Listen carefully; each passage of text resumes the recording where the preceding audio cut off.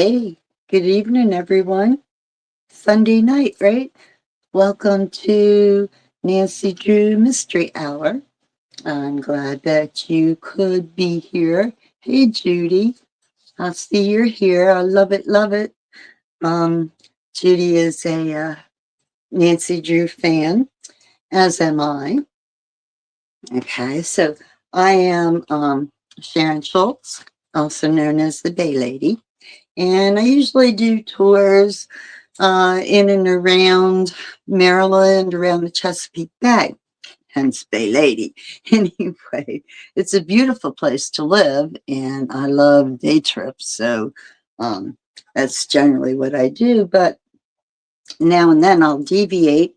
For instance, the Nancy Drew Mystery Hour, where we enjoy one of the old Nancy Drew books together.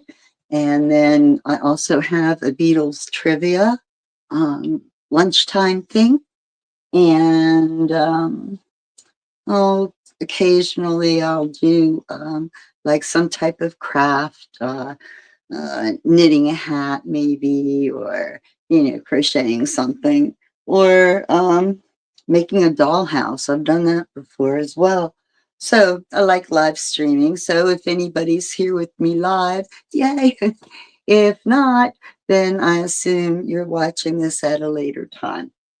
So, just one more thing. All of my tours, the ones in particular that go here, there, and everywhere, like I'll go to Baltimore City, Ocean City, Annapolis, Ellicott City, all kinds of cool places.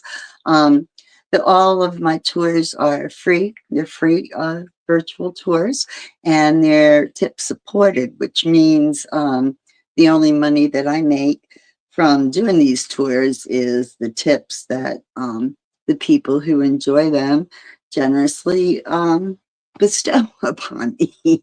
Okay, that's what pays for the gas and the admission tickets and stuff like that. I mean, it's no biggie. But anyway, so if you would like to keep up with my tours, find out more, get a ding when one's scheduled or what have you, please follow me on Facebook, my Facebook page, The Bay Lady. And then on YouTube, I have a channel, Sharon Schultz, The Bay Lady. And on both of those sites, you'll see a link to a platform called Buy Me a Coffee. And what that is a place where you can leave tips and things of that nature. And I thought it was kind of cute. It's a easy to use platform, and I love coffee, so it kind of suited. So anyway, I guess that's all the housekeeping I have. So that means on with the show. Mm-hmm. Okay, so here we are. We are on book number 2, The Hidden Staircase. This is the second book in a series of maybe 30 or 40 books. I don't know the exact number. All written by Carolyn Keene and about Nancy Drew, a girl detective. Now, what is nice about these particular books, they were written a long time ago. Okay, Nancy Drew, the first, and this book too. I looked at the published date. It was 1930. That was a long time ago. That was before computers, before the internet, um, before CSI, all of that. And so these mysteries are written very simply, but very effectively. And so definitely showcases the talents of the writer. Now, I will say towards the end years, it wasn't exactly Carolyn Keene who was writing the stories. They kept it going after she passed away with another writer using her name. So that's an interesting thing. I haven't made a comparison yet, but doubt I will. But anyway, so let us go without further ado. Okay, so hour. This is an hour show, and I generally get 3 chapters in, so that's what we've been going. So, second night on this book. If you missed the first 3 chapters, you can always go back and find it on YouTube or Facebook and catch up that way. So, we're beginning tonight with chapter 4. It's titled Strange Music. The anxious group stared inside the wardrobe. No one stood there. Dresses, suits, and coats hung in an orderly row. Nancy took a step forward and began separating them. Someone, she thought, might be hiding behind the clothes.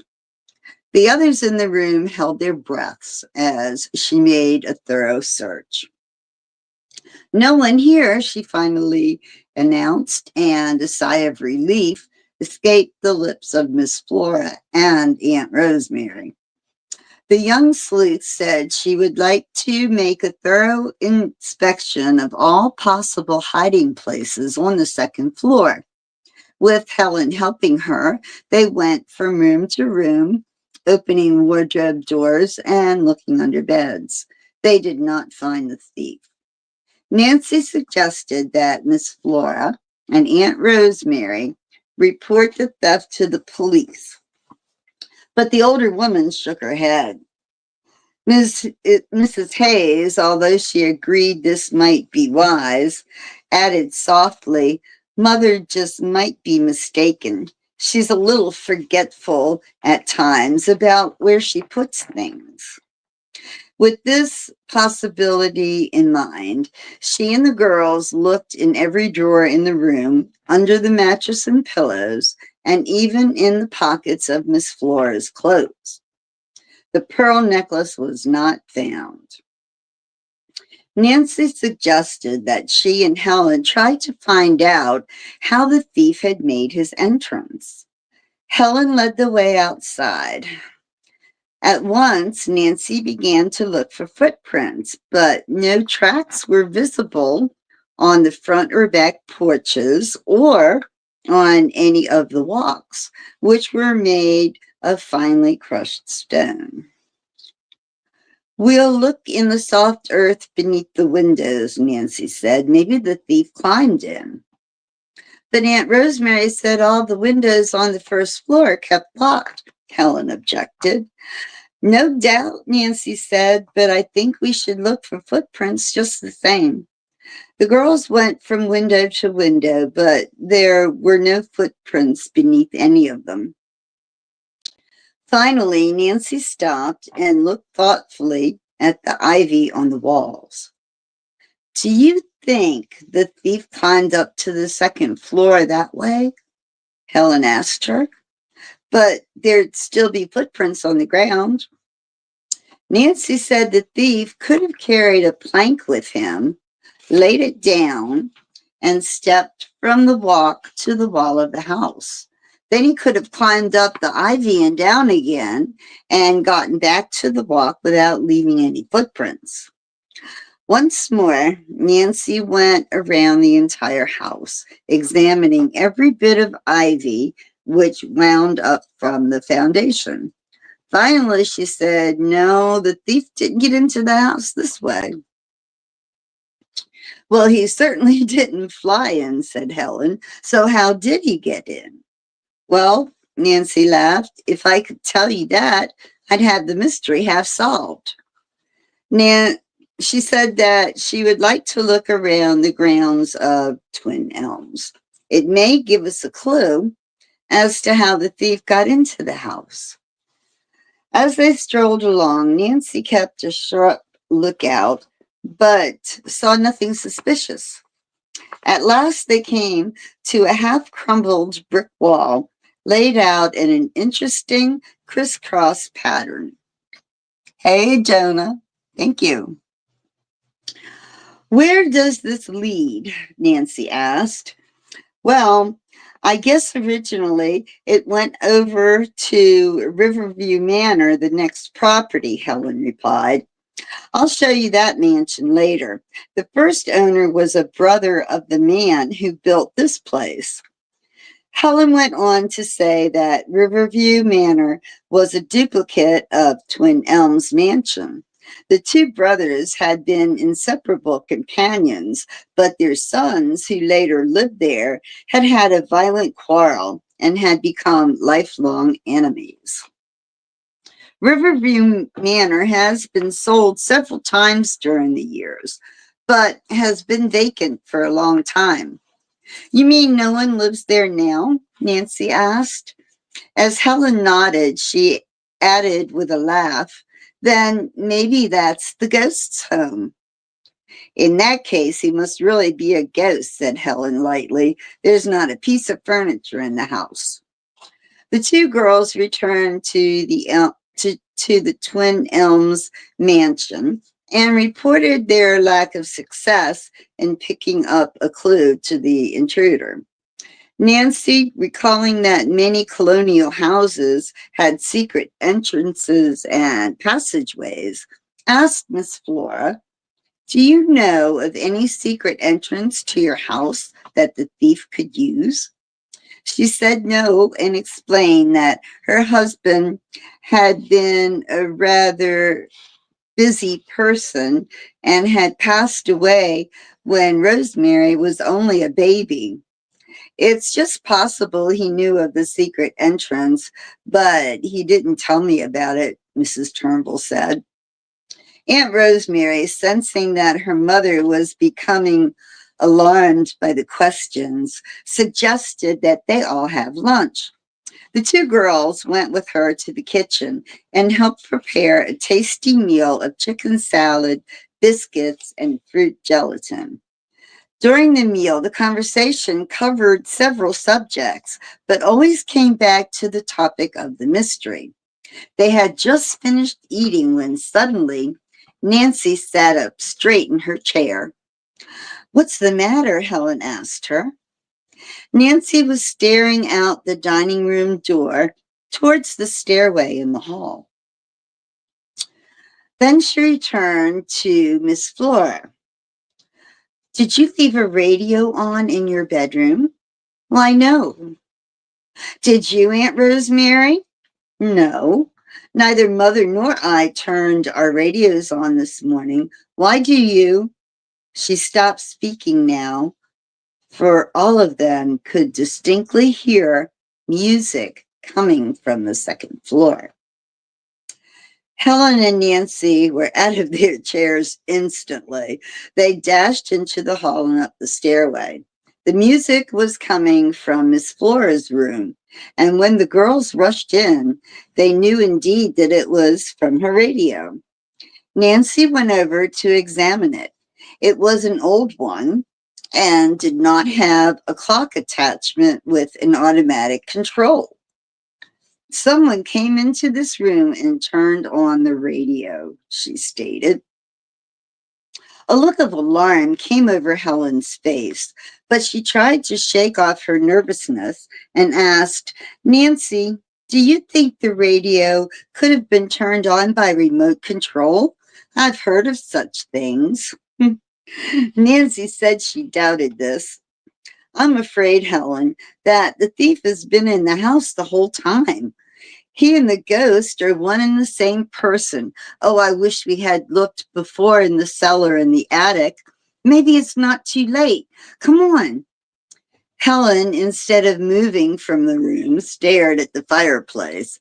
"Nancy," she said, "do you suppose someone is hiding up there?" Without hesitation, she crossed the room, got down on her knees, and tried to look up the chimney. The damper was closed. Reaching her arm up, Nancy pulled the handle to open it. The next moment, she cried out, "Ah!" "Oh, Helen, you poor thing," Nancy exclaimed, running to her friend's side. A shower of soot had come down, covering Helen's face, hair, shoulders, and arms. "Oh, get me a towel, will you, Nancy?" she requested. Nancy dashed to the bathroom and grabbed 2 large towels. She wrapped them around her friend, then went with Helen to help her with a shampoo and a general cleanup. Finally, Nancy brought her another sports dress. I guess my idea about chimneys wasn't so good, Helen added ruefully, and we're probably too late to catch the thief. Nevertheless, she and Nancy climbed the stairs to the attic and looked behind trunks and boxes to see if anyone were hiding. Next, the girls went to the cellar and inspected the various rooms there. Still, there was no sign of the thief who had entered Twin Elms. After Miss Flora had heard the whole story, she gave a nervous sigh. It's the ghost. There's no other explanation. But why? Rosemary asked. Why has a ghost suddenly started performing here?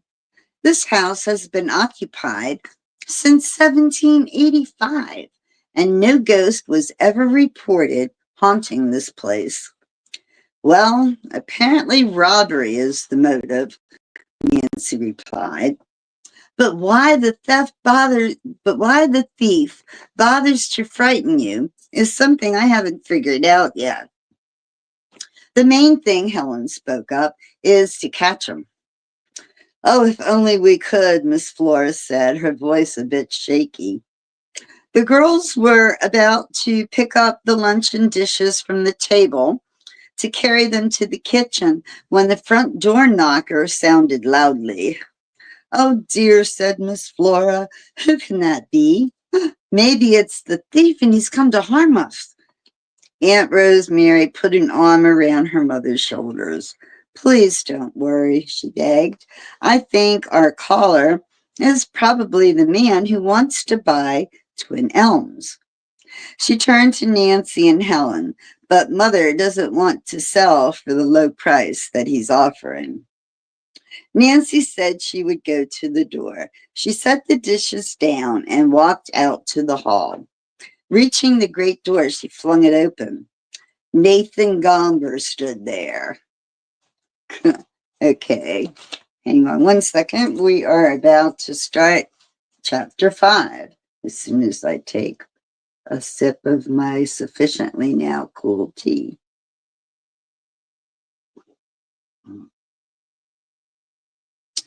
Very good. Okay. Straighten out the legs here. Okay, chapter 5. A puzzling interview. For several seconds, Nathan Gomber stared at Nancy in disbelief. You, he cried out finally. You didn't expect to find me here, did you? She asked coolly. I certainly didn't. I thought you'd taken my advice and stayed with your father. Young people today are so hard-headed. Gomber wagged his head in disgust. Nancy ignored Gomber's remarks. Shrugging, the man pushed his way into the hall.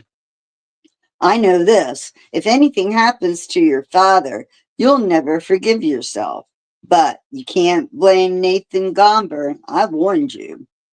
Still, Nancy made no reply. She kept looking at him steadily, trying to figure out what was really in his mind. She was convinced it was not solitude for her father. Nathan Gomber changed the subject abruptly. I'd like to see Mrs. Turnbull and Mrs. Hayes, he said. Go call them. Nancy was annoyed by Gomber's crudeness, but she turned around and went down the hall to the dining room. We heard every word Miss Flora said in a whisper. I shan't see Mr. Gomber. I don't want to sell this house. Nancy was amazed to hear this. You mean he's the person that wants to buy it? Yes. Instantly, Nancy was on the alert. Because of the nature of the railroad deal in which Nathan Gomber was involved, She was distrustful of his motives in wanting to buy Twin Elms. It flashed through her mind that perhaps he was trying to buy at a very low price and planned to sell it off in building lots at a huge profit.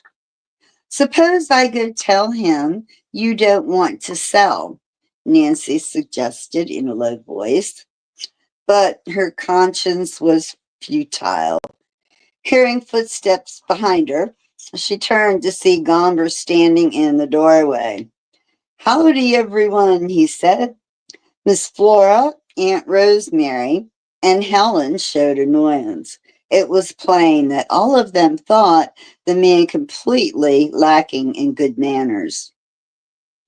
Aunt Rosemary's jaw was set in a grim line, but she said politely, Helen, this is Mr. Gomber. Mr. Gomber, my niece, Miss Corning.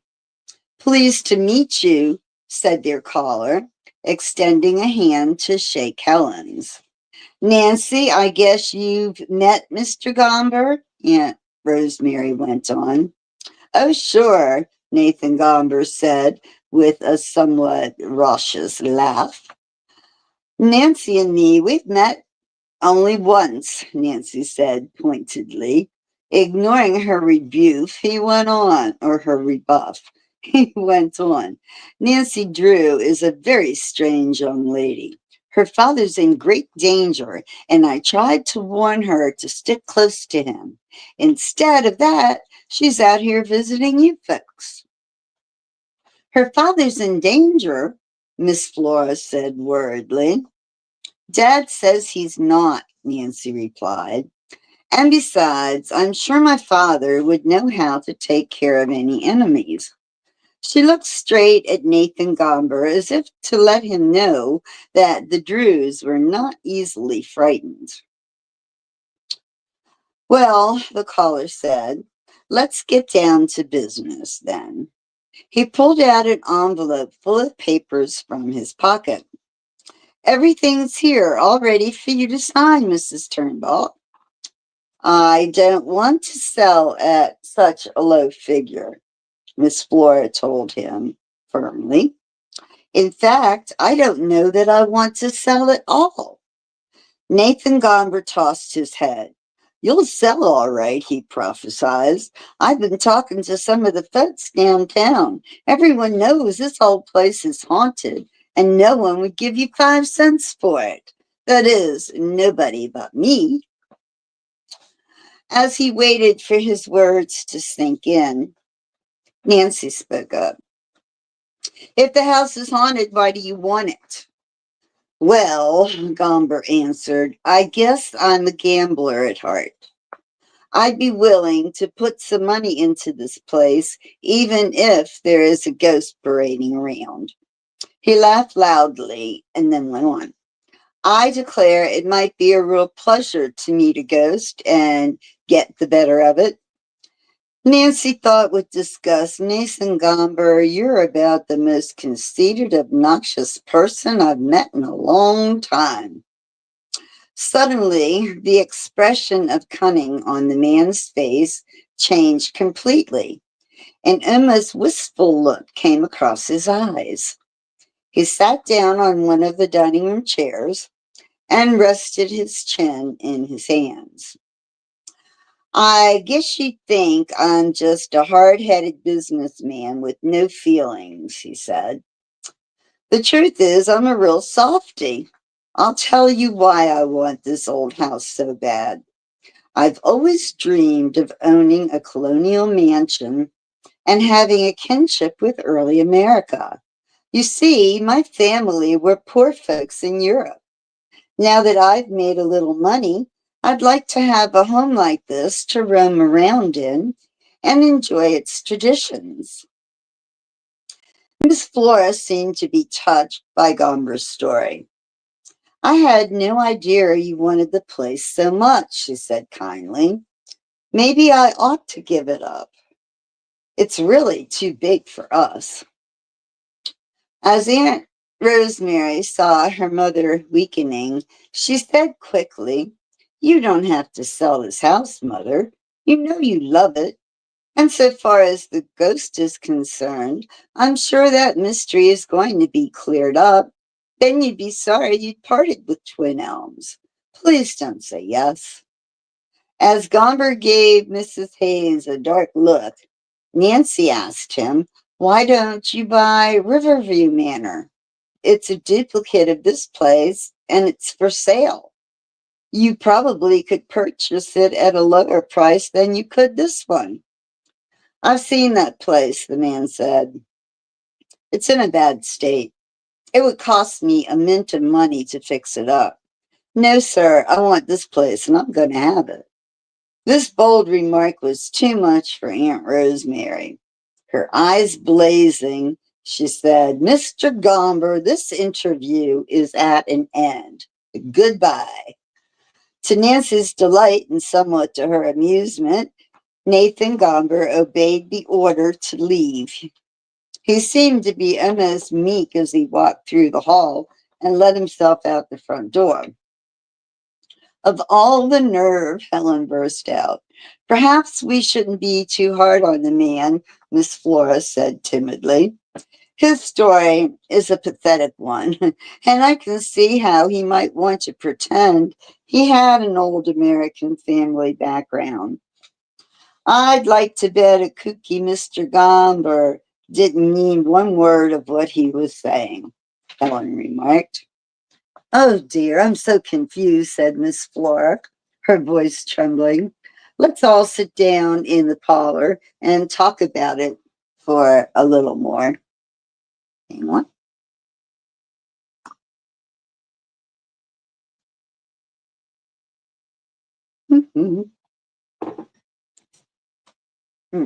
Okay.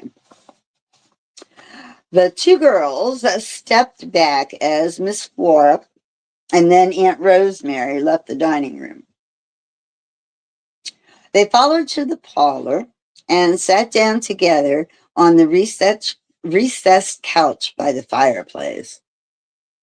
Nancy, on a sudden hunch, ran to a front window to see which direction Gomber had taken. To her surprise, he was walking down the windy driveway. "That's strange. Evidently, he didn't drive," Nancy told herself. "It's quite a walk into town to get a train or a bus to River Heights." As Nancy mulled over this idea, trying to figure out the answer, she became conscious of creaking sounds. Helen suddenly gave a shriek. Nancy turned quickly. "Look," Helen cried, pointing towards the ceiling, and everyone stared upward. The crystal ceiling had suddenly started swaying from side to side. "The ghost again!" Miss Flora cried out. She looked as if she was about to faint. Nancy's eyes quickly swept the room. Nothing else in it was moving, so vibration was not causing the chandelier to sway. As it swung back and forth, a sudden thought came to the young sleuth. Maybe someone in Miss Flora's room above was causing the shaking. "I'm going upstairs to investigate," Nancy told the others. Racing noiselessly on tiptoe out of the room and through the hall, she began climbing the stairs, hugging the wall so the steps wouldn't creak. As she neared the top, Nancy was sure she heard a door close. Hurrying along the hall, she burst into Miss Flora's bedroom. No one was in sight. Maybe this time the ghost couldn't get away and is in that wardrobe, Nancy thought. Helen and her relatives had come up the stairs behind Nancy. They reached the bedroom just as she flung open the wardrobe doors, but for the second time, she found no one hiding there. Nancy bit her lip in vexation. The ghost was clever indeed. Where had he gone? She had given him time to go down the stairs or down the hall and run into another room. There was no denying the fact that he had been in Miss Flora's room. Tell us why you came up, Helen begged her.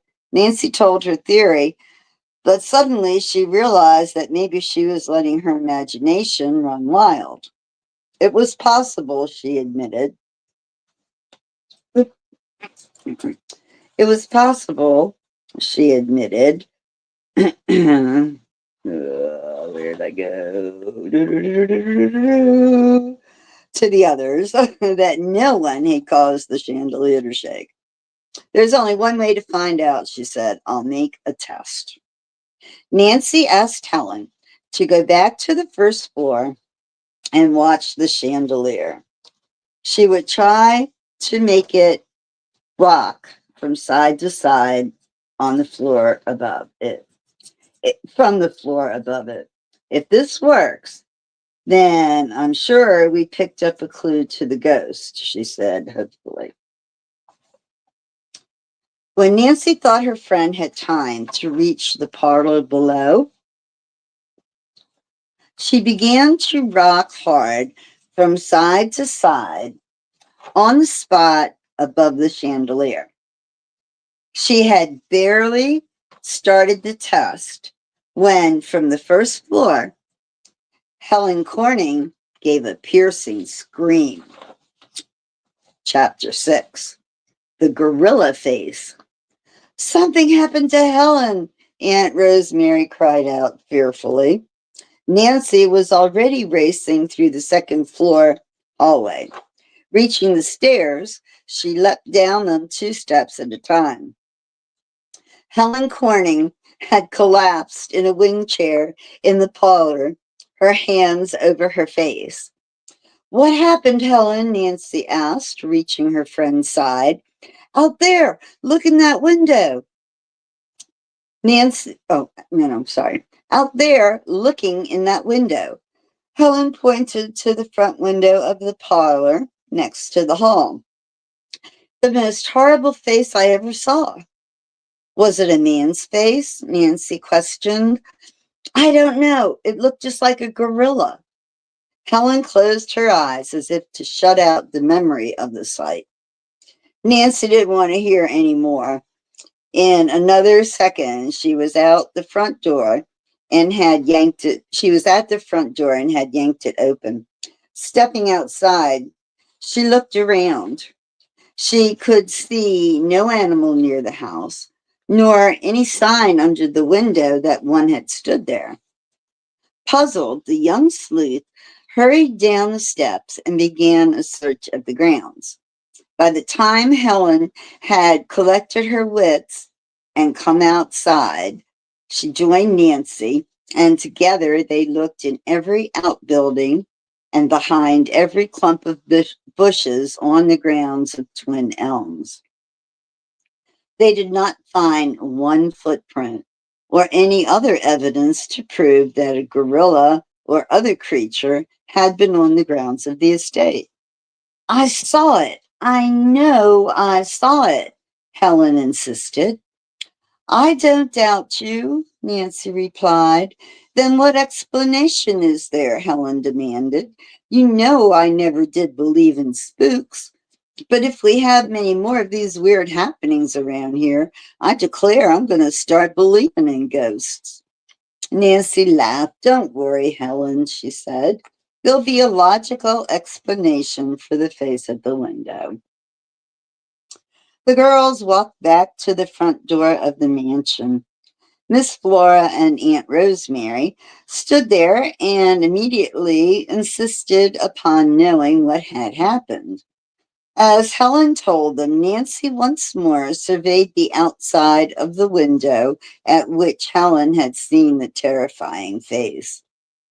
I have a theory, she spoke up. Our ghost simply leaned across from the edge of the porch and held a mask in front of the window. Nancy stretched her arm out to demonstrate how this theory was possible. So why didn't he leave any footprints under the window? Helen said. But No, sorry. But that's why, okay. Deep breath, get it together. I'm getting sleepy, folks. Oh my goodness. Okay, hold on here. Okay. Mm-mm. Okay, so that's why he didn't leave any footprints under the window, Helen said. But he certainly got away from here fast. She suddenly laughed. He must be on some ghost track team.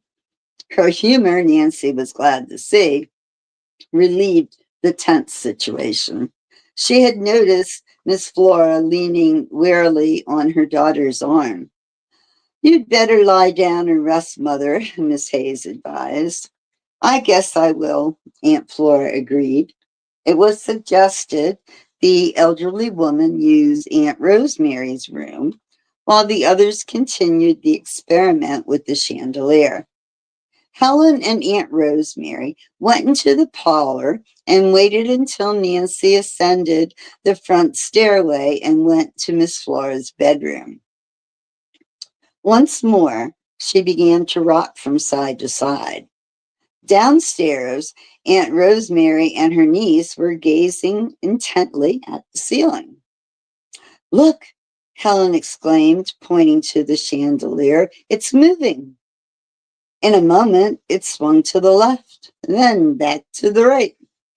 Nancy has proved that the ghost was up in my mother's room, Aunt Rosemary said excitedly. After a few minutes, the rocking motion of the chandelier slackened and finally stopped. Nancy came hurrying down the stairs. Did it work? She called. Yes, it did, Aunt Rosemary replied.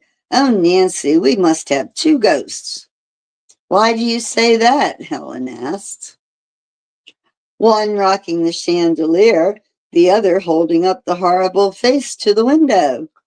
No one could have gone from Miss Flora's room to the front porch in such a short time. Ugh, this complicates everything. It certainly does, Nancy agreed. The question is, are the two ghosts in cahoots? Or it's just possible there's only one. He could have disappeared from Miss Flora's room without our seeing him and somehow hurried to the first floor, let himself out the front door while we were upstairs. I'm convinced there is at least one secret entrance into this house and maybe more. I think our next step should be to try to find it or them. We'd better wash the luncheon dishes first, Aunt Mary suggested. As she and the girls worked, they discussed the mystery, and Mrs. Hayes revealed that she had talked to her mother about leaving the house, whether she sold it or not. I thought we might at least go away for a little vacation, but Mother refuses to leave. She says she intends to remain right here until this ghost business is settled. Helen smiled. Nancy, my great grandmother, is a wonderful woman. She has taught me a lot about courage and perseverance. I hope if I ever reach her age, I'll have half as much. Yes, she's an example to all of us, Aunt Rosemary concurred. Nancy nodded. I agree. I haven't known your mother long, Aunt Rosemary, but I think she is one of the dearest persons I've ever met. If Miss Flora won't leave, said Helen, I guess that means we all stay.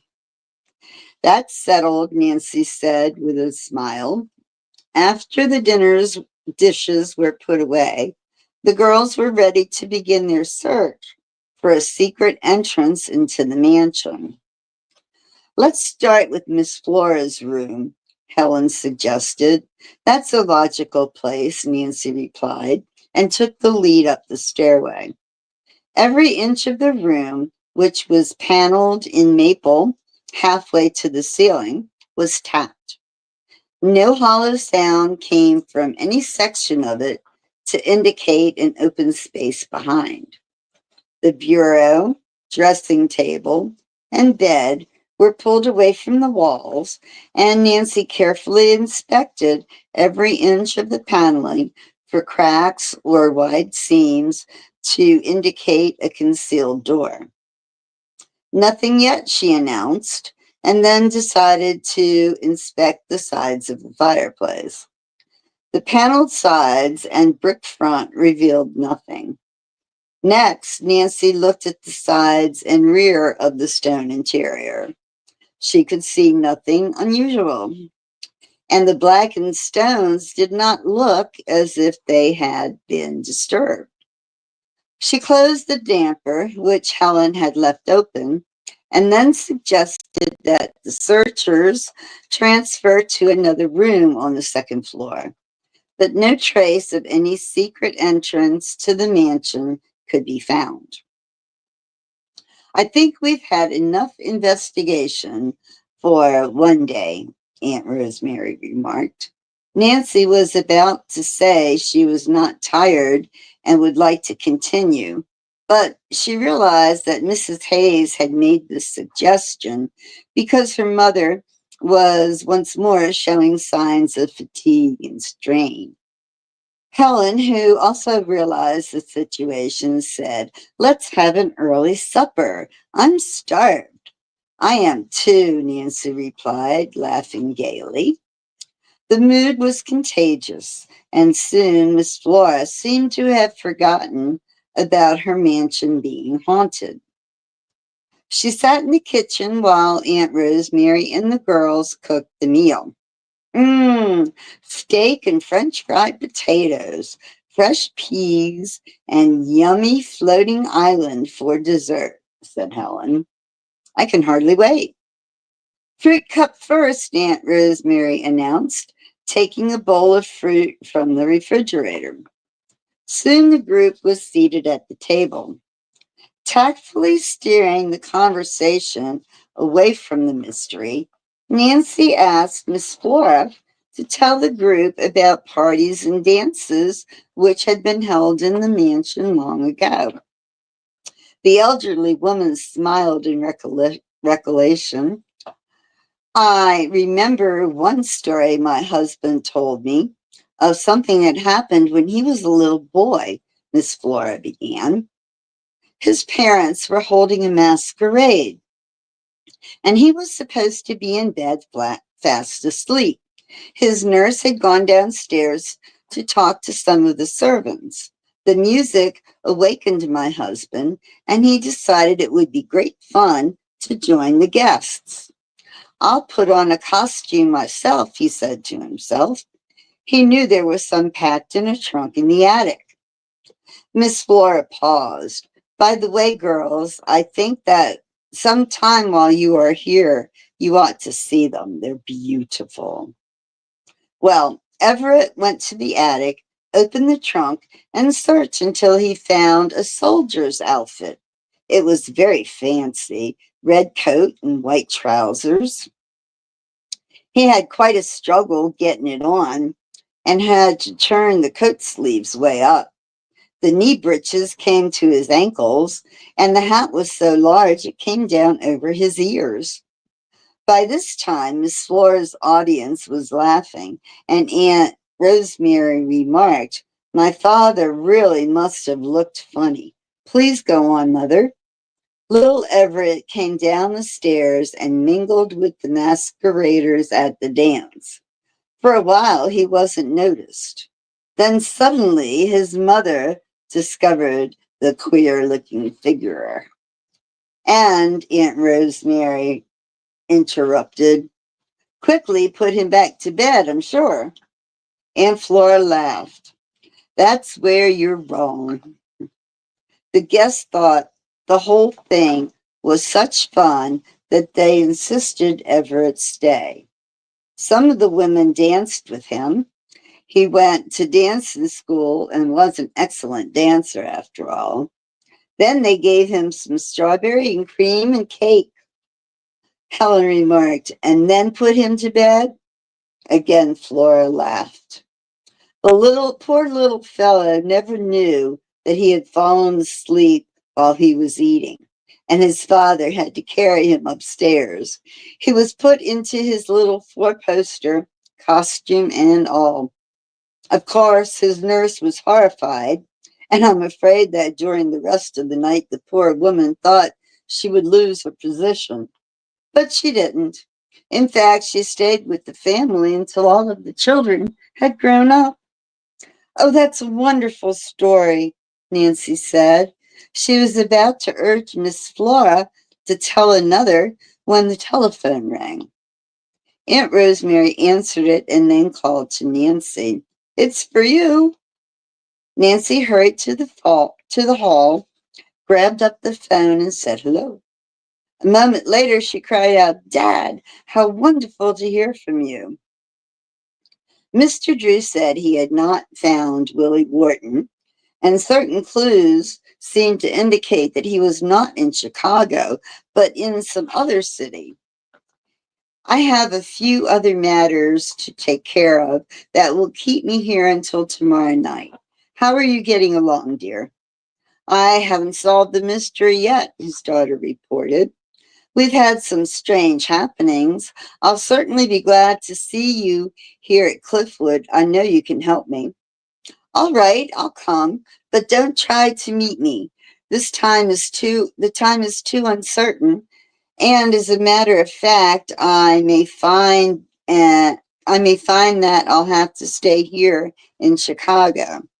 Mr. Drew said he would come out to the mansion by taxi. Briefly, Nancy related her experiences at Twin Elms, and after a little more conversation, hung up. When she rejoined the others at the table, she told them about Mr. Drew's promised visit. Oh, I'll be so happy to meet your father, said Miss Flora. We may need legal advice in this mystery. There was a pause after this remark, with everyone silent for a few minutes. Suddenly, each one in the group looked at the other, startled. From somewhere upstairs came the plaintive strains of violin music. Had the radio been turned on again by the ghost? Nancy dashed from the table to find out. And that is where I leave everybody hanging. That is the end of chapter 6. So we've covered chapters 1 through 6 in The Hidden Staircase, the Nancy Drew mystery story by Carolyn Keene. So next Sunday, same time, same place, we will carry on and we will read chapters 7, 8, and 9. So y'all have a great week, and I will see you next weekend.